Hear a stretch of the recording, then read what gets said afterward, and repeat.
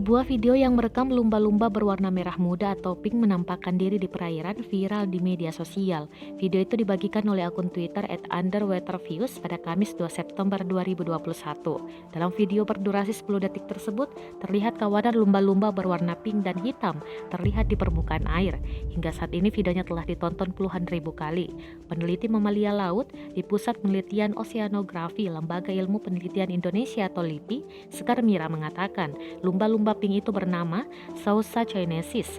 Menurut dia, habitat mamalia ini ada di pesisir laut yang kedalamannya cukup dangkal. Distribusinya tersebar di pesisir India hingga Cina. Sekar menjelaskan, ukuran lumba-lumba pink usia dewasa jantan dapat mencapai 3 meter dan untuk betina akan lebih kecil. Lumba-lumba ini, kata dia, memiliki sifat yang friendly, artinya mudah berinteraksi dengan manusia yang ada di dekatnya.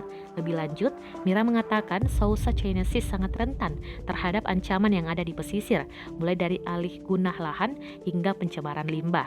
Secara global, lanjut dia, internasional, Union for Conservation of Nature telah menetapkan Sousa chinesis berstatus vulnerable.